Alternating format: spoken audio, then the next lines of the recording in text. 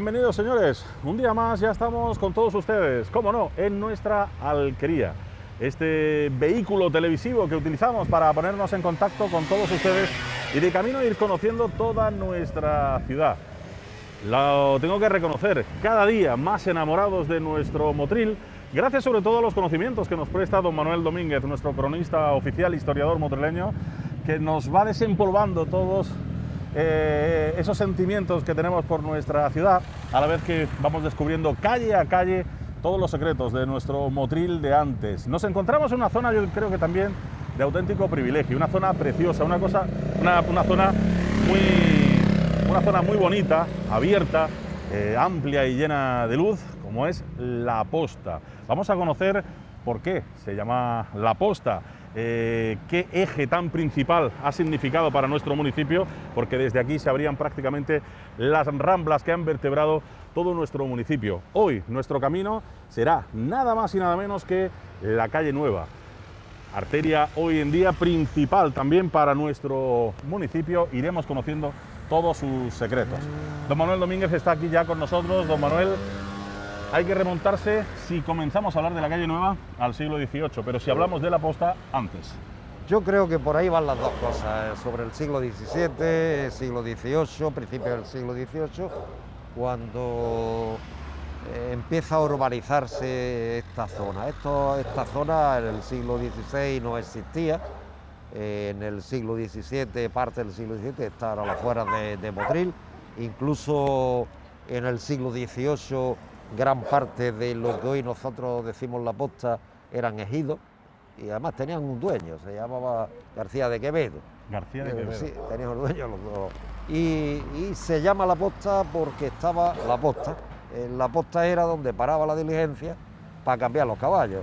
Era, digamos, la estación de la diligencia de la motrileña, de la diligencia que existía en aquella época para comunicar Motril con Granada y seguramente también pues la zona de Almuñécar también o la zona por Almería y tal, el sitio donde de alguna manera pues, estaba. Además se ha conservado el edificio hasta hace muy pocos años, es decir, más o menos intacto, que tampoco era gran cosa arquitectónica, pero sí que el edificio de La Posta donde paraba la diligencia, donde comían pues seguramente los viajeros mientras cambiaban de caballo, y sí, se ha conservado hasta hace muy pocos años, y ahí pues fue talleres de coches, estuvo como talleres de coches el edificio. ¿Y dónde estaba? Justo aquí enfrente, es decir, aquí donde se construye este edificio, de aquí de la esquina, ¿no? Más para arriba de la farmacia. ¿Dónde están las palmeritas? Donde están las palmeras, a partir de esa zona estaba el edificio de La Posta, pero además yo creo que hasta los años 80 y tantos se conservó el edificio de La Posta, o posterior incluso.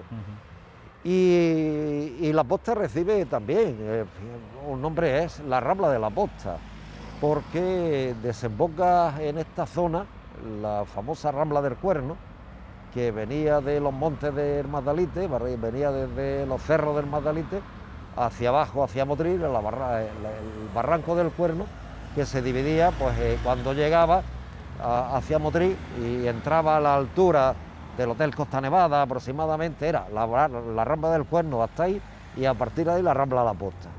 Y la Rambla de La Posta se cruzaba o se abrían tres ramblas después, una Rambla Capuchino, otra calle Nueva y otra la calle Catalanes.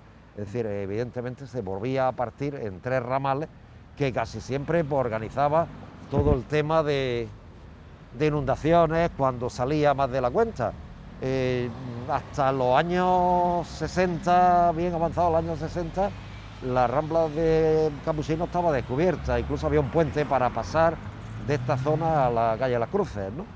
Y precisamente como siempre ha pasado, quizás por intereses urbanísticos de ampliación de la ciudad, porque la ciudad más antigua se había quedado chica y había empezado a ampliarse hacia la Plaza de las Palmeras, hacia la Plaza de Bustamante y hacia la Plaza de la Aurora, pues se amplía también a esta nueva arteria que a partir del siglo XVIII la gente, los datos son de finales del XVII, principios del XVIII, la gente empieza a llamarle pues calle Nueva, porque sería una nueva calle que empezaba a construirse incluso no estaban, para 1752, cuando se hace el catastro de Ensenada y se ve un poco cómo está la distribución de las poblaciones, no estaba ni siquiera toda construida, es decir, no llegaba tan alto como la vemos nosotros ahora, pero sí que es verdad que se convirtió poco a poco en una de las principales arterias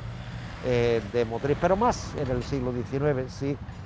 Cuando hablamos de la calle Nueva y repasamos un poco la historia de la calle Nueva, nos damos cuenta que tampoco habría grandes casas ni historia de esas al principio. ¿Por qué? Porque al principio es más bien una ampliación de la vivienda burguesa, de casas de estilo medio, es decir, casas que a lo mejor tienen 100 y pico metros cuadrados, en 2 alturas, es decir, que tampoco tienen grandes edificaciones, incluso hay alguna casa de blanqueo de azúcar, es decir, que no hay gigantescas ni grandes edificaciones, porque las grandes edificaciones más señoriales que había en Motril están en el centro de Motril, no en esta ampliación que es la calle Nueva, ¿no? Claro, estamos hablando un poquito todavía, pues casi... Claro, esto es casi el exterior. El extrarradio todavía, decir, ¿no? Motril está ampliándose, curiosamente, de Plaza de España, calle Catalanes, Plaza de las Palmeras, calle Nueva, Rambla Capuchino, se va ampliando así. Claro. Y lo que está claro son 2 cosas, Manolo. Lo que estoy entendiendo es que, primero, Motril Ciudad del Azúcar también se podría haber llamado Motril Ciudad de la Rambla. Perfectamente. Porque está totalmente vertebrada por esta rambla que nace sobre todo aquí, es que y a partir de aquí se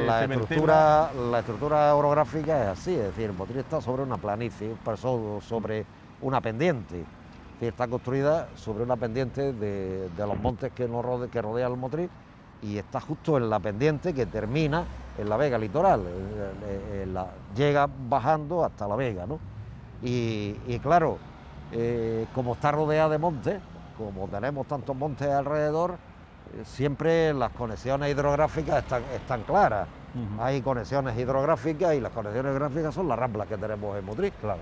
Y históricamente se ha aprovechado la rambla en sí para construir calles, con todo el problema que puede conllevar después cuando en un clima como este, que de vez en cuando hay gotas frías y tal, y sí que está lleno de Motril, como lo hemos citado ya muchas veces, de historias de inundaciones y cosas por el estilo. ¿Por qué? Porque las salidas naturales del agua de los montes estarán por estas calles, por esta rambla. Claro. Todos hemos visto la Rambla Capuchino, la calle Nueva hasta arriba de agua, ¿no? O la calle Catalana hasta arriba de agua, pero no antiguamente, hace poquísimos años, ¿no?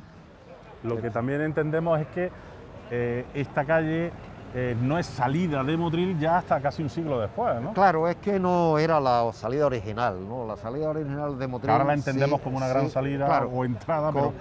No comunicaba por aquí, comunicaba por la calle San Roque, subía por calle San Roque, otras veces por calle Cartuja, a salir pues por esta parte de arriba hasta la zona del camino para Granada, pero esta calle se convierte ya en la salida o la entrada de Motril con respecto a Granada capital.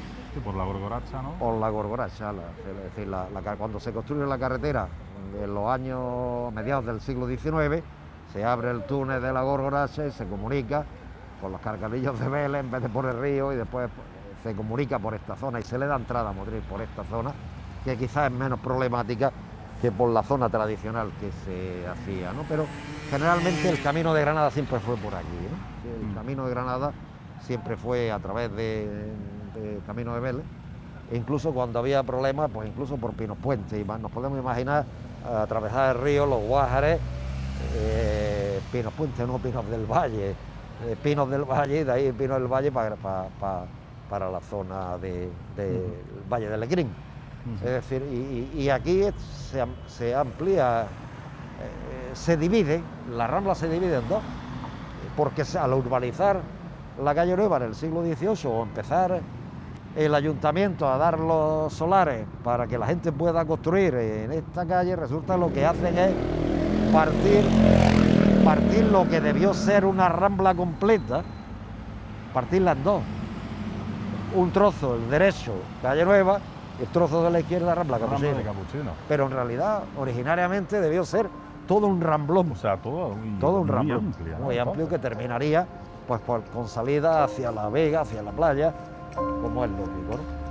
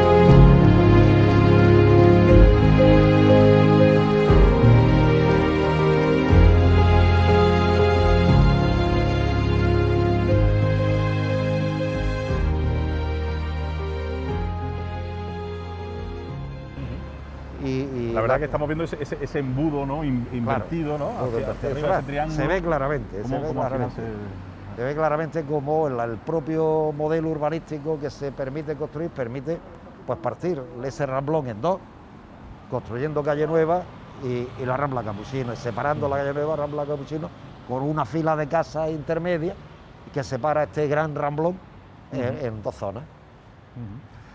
Y bueno, qué decir de la importancia de esta calle, que va tomando poco a poco, ¿no? de gran relevancia, porque bueno, al final ha sido, como decíamos, ese eje vertebral importantísimo para nuestra ciudad, ¿no?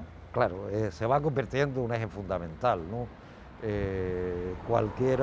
Además tiene una cantidad de vecinos impresionante, ¿no? Es decir, que si la vemos los datos del siglo XVIII, finales del catastro de Ensenada, finales del siglo XVIII, ya en el siglo XIX, nos damos cuenta que se está produciendo un traslado del comercio también hacia esta zona, pero fundamentalmente la zona Cejas Lozano y tal, y se abre un poco hacia esta zona. Que la ciudad crece y en población. Y necesita más espacio geográfico. Pero la calle nueva durante mucho tiempo tardó, ¿eh? Es decir, que no es que el espacio es grande, es decir, el espacio rellenar esto se debió tardar. Y es más, incluso la orografía o el modelo urbano que tenemos nosotros ahora mismo nos fallaría. Es decir, no lo entenderíamos si viéramos los planos de Motril, por ejemplo, del siglo XIX. Hay calles que hoy no están, hay calles intermedias que hoy han desaparecido. Y no me refiero a la parte de lateral, donde está la calle Las Cabreras y tal, que hoy no están, sino calles que están intermedias entre la calle 9 y la Rambla Capuchinos, que hoy tampoco están. O sea, de las de transversales. No, paralelas a la Rambla, paralelas a la calle Nueva, entre la Rambla Capuchinos y que hoy no existe. Pero sí que es verdad que hay un desarrollo urbano cada vez más de tipo burgués, ¿no? Es decir, construcciones cada vez de más calidad y cada vez... Es verdad que, por ejemplo, si repasamos las construcciones o las propiedades de la nobleza de Motril, que es los que hacen o tienen grandes casas, o las iglesias o los sacerdotes que suelen tener grandes casas, no viven aquí. Ellos viven más bien pues, en la zona antigua de Motril. Sus grandes casas son más antiguas y viven en la zona de la Rambla de Manjón, el centro de Motril, la zona del Corucho, donde están fundamentalmente las grandes construcciones motrileñas. Estas hay, pero posteriores, ya posteriores del siglo XIX, siglo XIX. Sí, cuando ya experimenta un crecimiento. Sí, pero ya más vivienda más de tipo burgués, ya empiezan los labradores a construir sus casas aquí, los pequeños empresarios a construir sus casas en la calle Nueva, y poco a poco pues, se va creando como una entidad urbana. Entonces, por ejemplo, el barrio de la Esparraguera crece un poco antes que esto. Sí, el barrio Esparraguera es muy antiguo, el barrio Esparraguera es más antiguo. A lo mejor podemos pensar de que esto ha tenido un desarrollo mayor o mejor. Barrio Esparraguera, y Motril creció antes por allí que por aquí. Es más antiguo que esto. Seguramente hay datos del barrio Esparraguera del siglo XVI, finales del siglo XVI. De la calle Nueva, cuando empezamos a hablar de calle Nueva, estamos hablando del XVII. Y además, el nombre lo dice, calle Nueva, es que no había antes nada. No había nada. Es que antes no había, habría algún edificio disperso, con toda seguridad, pero no se había urbanizado, es decir, no se había planificado para construir una calle, ¿no? Si no sería pues esta ramblón tan grande que viene de la Rambla de la Posta a la Rambla del Cuerno por abajo y que termina convirtiéndose en dos calles principales de Motril. El siglo XVII, fijaros, la Rambla Capuchino, y ya existe, ya se le llama Rambla cuando se instalan los capuchinos en el convento, y esta zona, pues la zona de la calle Nueva. ¿Y la calle Nueva ha cambiado su nombre en el tiempo o lo ha mantenido siempre como calle? No, lo ha mantenido siempre, excepto a finales del siglo XIX, que se le dedica al general Cándido Hernández Velasco. Hernández Velasco, claro. Y se le cambia el nombre a la calle a Cándido Hernández Velasco, general de origen motrileño, de familia Hernández de Motril.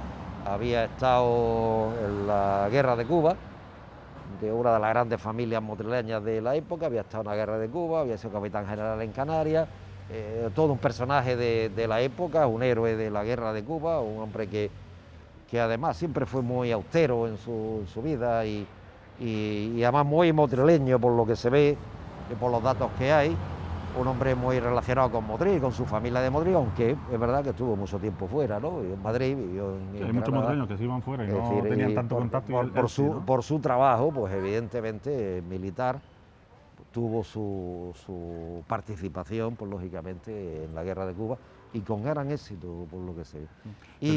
¿Pero formaba parte de la Marina o era militar? No, era infantería, caballería, no sé, no me acuerdo si infantería o caballería. Ajá. Pero no, vamos, que no era como Díaz Moreu. No, Díaz Moreu era marino. Este era infantería o caballería de la época. Y tuvo una gran participación. Y el hombre pues, fue muy reconocido por incluso el Ayuntamiento de Motril, le regala la insignia, el sable y tal, en oro, un agradecimiento y tal. Fue un hombre muy reconocido en la época, ¿no? Y el Ayuntamiento de Motril le dedica pues una de sus calles principales, Hombre, claro, que era en claro. aquella época Hernández Velasco.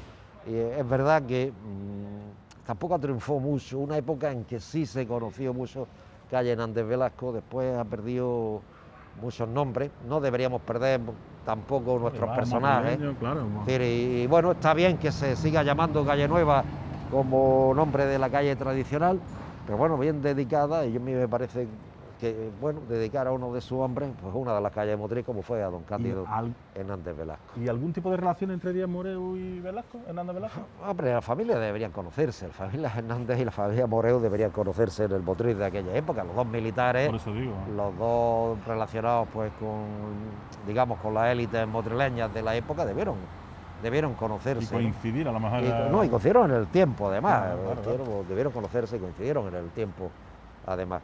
Sí, participaron también en Cuba. Claro, pero quizás la familia Díaz Moreu estaba más metida en temas municipales y tal, temas políticos que los Hernández Velasco. Hernández Velasco fue más militar que otra cosa. Hombre más dedicado a su mundo del ejército y hizo un gran papel en la defensa de Cuba. Un hombre que tenía muy desarrollado el concepto de España y la defensa de España en Cuba. Lo entendía así, y ahí están sus cartas y algunos de sus escritos en la prensa de la época, que evidentemente pues sí que entendió muy bien, pues que él defendía su patria, su España en Cuba, contra los norteamericanos, contra los insurrectos cubanos, ¿no? Es decir, que lo teníamos claro.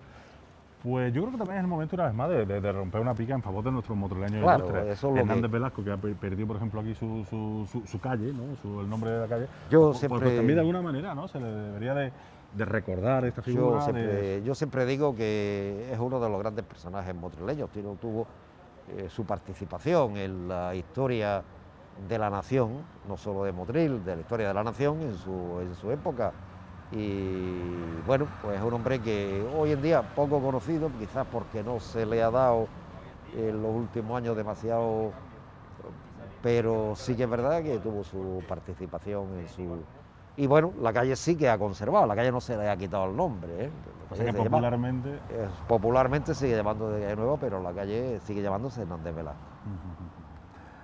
Pues fijaros, estamos... Sí, a la altura del Coliseo Viña, precisamente, a la altura sé que es un salto de otro sé que es un salto importante en el tiempo, edificio emblemático. Pero no podemos pasar por aquí sin hablar del Coliseo Viña. Sin hablar del Coliseo Viña. De la familia Viña, uno de los primeros cines que se construyó en Motril, no el primero. El primero fue el Cinema Ceci en los Jardinillos, pero se construyó el primero de categoría y de gran edificio, no este que estamos viendo, uno anterior, ¿no? Que este es una remodelación de los años 50.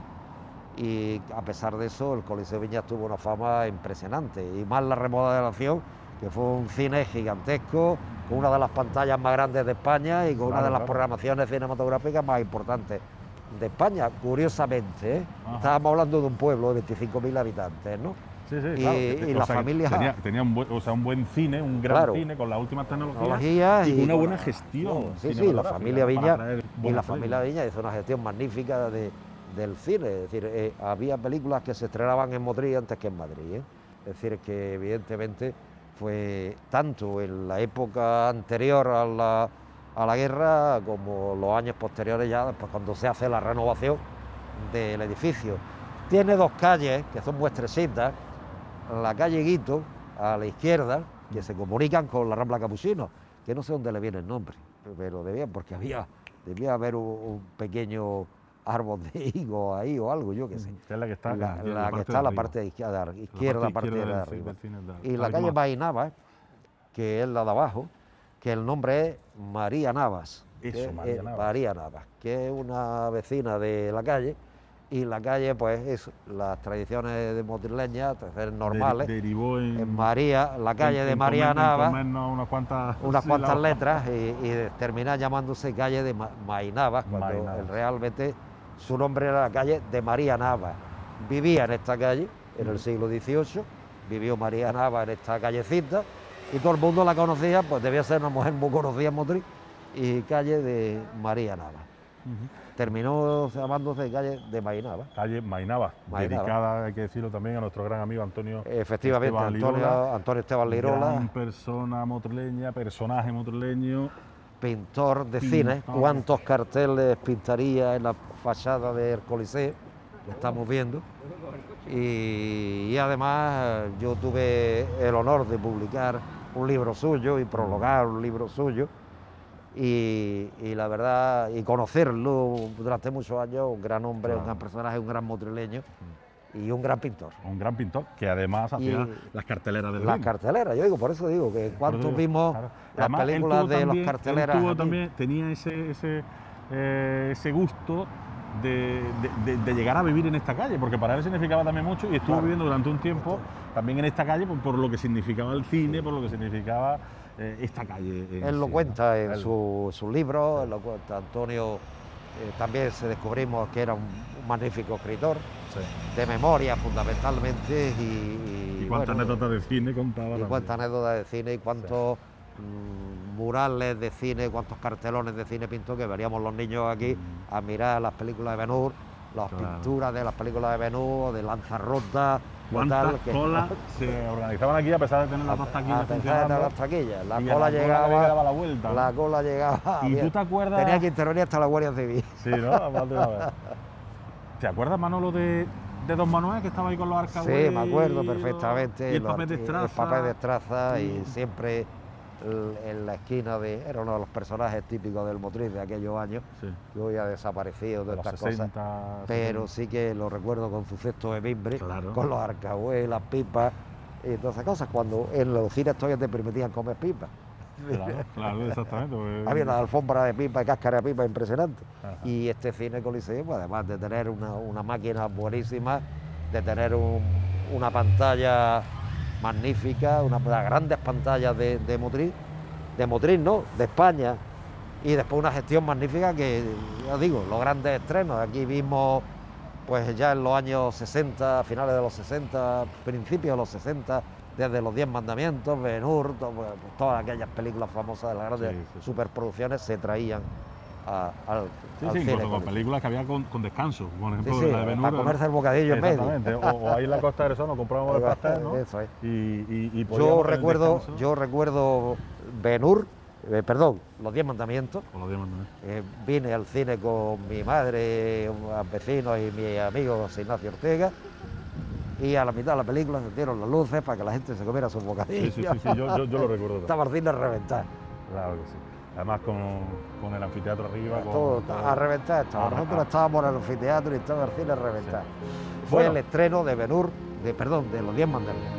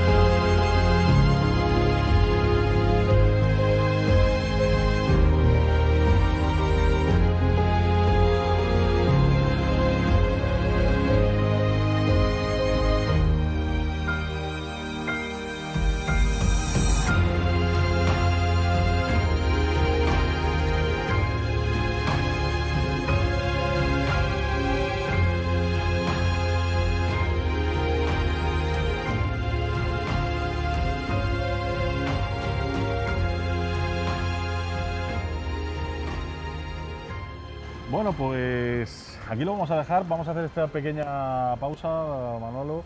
Hemos empezado nuestra alquería en el día de hoy, ya la han comprado ustedes en la zona de arriba, en la zona de la posta. Hemos conocido el porqué, el nombre de la posta, donde concretamente pues llegaban ahí las diligencias de caballos para repostar.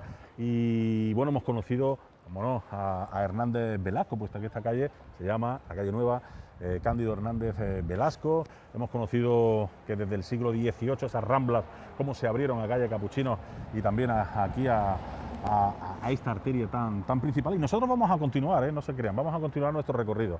Aquí lo vamos a dejar en el día de hoy en nuestra alquería y les emplazamos ya para nuestro próximo programa, que comenzará aquí mismo, para conocer muchas más historias, muchas más conocimientos, anécdotas de toda esta calle y de, lógicamente, pues de todas esas adyacentes que desembocan en esta arteria tan principal. Así que gracias por estar ahí, nos vemos la semana que viene en nuestra alquería.